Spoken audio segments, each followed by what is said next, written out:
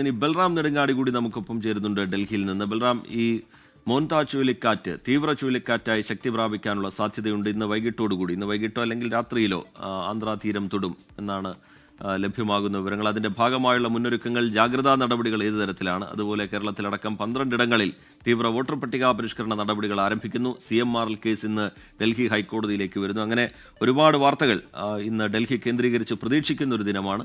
വിവരങ്ങൾ എങ്ങനെയാണ് Balram Nedungadi? Very good morning Rijith സൂചിപ്പിച്ച പോലെ തന്നെ ഇന്ന് ദേശീയ തലത്തിൽ ഒട്ടേറെ പ്രധാനപ്പെട്ട വാർത്തകളുണ്ട്. അതിൽ ഏറ്റവും പ്രധാനം ജനങ്ങളെ നേരിട്ട് ബാധിക്കുന്ന ഒരു പ്രകൃതിയുടെ സാഹചര്യമാണ് ഈ മോൻതാ ചുഴലിക്കാറ്റ്. ബംഗാൾ ഉൾക്കടലിൽ രൂപപ്പെട്ട മോൻതാ ചുഴലിക്കാറ്റ് നേരത്തെ കണക്കാക്കിയതിനേക്കാൾ ശക്തി പ്രാപിച്ചിരിക്കുകയാണ്.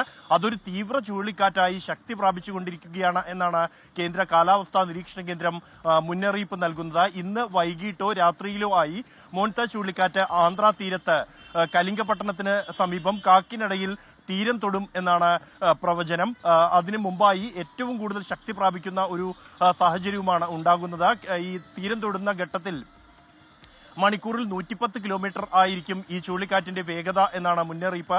ഇതിന്റെ പശ്ചാത്തലത്തിൽ 3 സംസ്ഥാനങ്ങളിൽ, ആന്ധ്ര, ഒഡീഷ അടക്കമുള്ള സംസ്ഥാനങ്ങളിൽ ജാഗ്രതാ മുന്നറിയിപ്പ് നൽകിയിട്ടുണ്ട്. ഓറഞ്ച് അലർട്ട് നിലനിൽക്കുന്നുണ്ട്. തമിഴ്നാട്, ആന്ധ്ര അടക്കമുള്ള സംസ്ഥാനങ്ങളിൽ ശക്തമായ മഴ കഴിഞ്ഞ 3 ദിവസമായി ഈ ചുഴലിക്കാറ്റിനെ തുടർന്ന് നിലനിൽക്കുന്നുണ്ട്. ഇതോടൊപ്പം തന്നെ ജനങ്ങളെ മാറ്റിപ്പറപ്പിക്കൽ അടക്കമുള്ള നടപടികൾക്ക് ആവശ്യമായ നിർദ്ദേശം ആന്ധ്ര സർക്കാർ ജില്ലാ ഭരണകൂടത്തിന് നൽകിയിട്ടുണ്ട്. അതിന്റെ എല്ലാ ഒരുക്കങ്ങളും പൂർത്തിയായതായാണ് ആന്ധ്ര സർക്കാർ അറിയിക്കുന്നത്. അതേസമയം മറ്റൊരു വിഷയം എന്നുള്ളത് ഈ തീവ്ര വോട്ടർ പട്ടിക പരിഷ്കരണം രാജ്യവ്യാപകമായി 2ാം ഘട്ടം നടപ്പാക്കുമെന്ന് കഴിഞ്ഞ ദിവസം കേന്ദ്ര തെരഞ്ഞെടുപ്പ് കമ്മീഷൻ പ്രഖ്യാപിച്ചിരുന്നു. അതിൽ ഏറ്റവും പ്രധാനം ഈ തീവ്ര വോട്ടർ പട്ടിക പരിഷ്കരണത്തിനെതിരെ പ്രമേയം പാസാക്കിയ കേരളം, ഒപ്പം തന്നെ തമിഴ്നാട്, ഇതുകൂടാതെ ഏറ്റവും കടുത്ത എതിർപ്പുയർന്ന പശ്ചിമ ബംഗാൾ അടക്കമുള്ള സംസ്ഥാനങ്ങളിലാണ് 2ാം ഘട്ടത്തിൽ തീവ്ര വോട്ടർ പട്ടിക പരിഷ്കരണം നടപ്പാക്കുന്നത്. SIR നടപ്പാക്കാൻ അനുവദിക്കില്ല എന്ന് ബംഗാൾ സർക്കാർ, തൃണമൂൽ കോൺഗ്രസ് എന്നിവർ പ്രഖ്യാപിച്ചിട്ടുണ്ട്. എന്നാൽ നടപടികളുമായി മുന്നോട്ട് പോകുമെന്നാണ് തെരഞ്ഞെടുപ്പ് കമ്മീഷൻ വ്യക്തമാക്കിയിരിക്കുന്നത്. ഇന്ന് ഇതുമായി ബന്ധപ്പെട്ടുള്ള ഒരു സുപ്രധാന യോഗം കൊൽക്കത്തയിൽ ചേരുന്നുണ്ട്.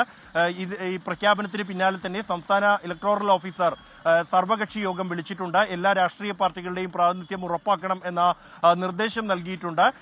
ഇതുമായി ബന്ധപ്പെട്ടുള്ള കാര്യങ്ങൾ വിശദീകരിക്കുന്നതിന്, സമയക്രമം അടക്കമുള്ള കാര്യങ്ങൾ വിശദീകരിക്കുന്നതിന് വേണ്ടിയാണ് ഈ യോഗം. ഈ തൃണമൂൽ കോൺഗ്രസിന്റെ തുടർ പ്രതികരണങ്ങൾ ഈ വിഷയത്തിൽ എന്ത് എന്നുള്ളത് ഏറെ നിർണായകമാണ്. മറ്റൊരു വിഷയം ഡൽഹി ഹൈക്കോടതിയിലാണ്. CMRL എക്സാലോജിക് മാസപ്പടി കേസുമായി ബന്ധപ്പെട്ട ഹർജികൾ ഇന്ന് ഡൽഹി ഹൈക്കോടതി പരിഗണിക്കുന്നുണ്ട്. ഇന്നും നാളെയുമായി ജസ്റ്റിസ് ഗിരീഷ് കട്പാലിയയുടെ ബെഞ്ചിന് മുമ്പാകെയാണ് ഈ ഹർജികൾ പരിഗണിക്കപ്പെടുന്നത്. നേരത്തെ ഉണ്ടായിരുന്ന റൂസ്റ്ററിൽ മാറ്റമുണ്ടായതോടുകൂടിയാണ് ഈ കേസ് വീണ്ടും ജസ്റ്റിസ് കട്പാലിയയ്ക്ക് മുന്നിലെത്തുന്നത്. റിജിത്ത്, ശരി, ബൽറാം നെടുങ്ങാടി വിശദാംശങ്ങൾ പങ്കുവെക്കുകയായിരുന്നു ഡൽഹിയിൽ നിന്ന്.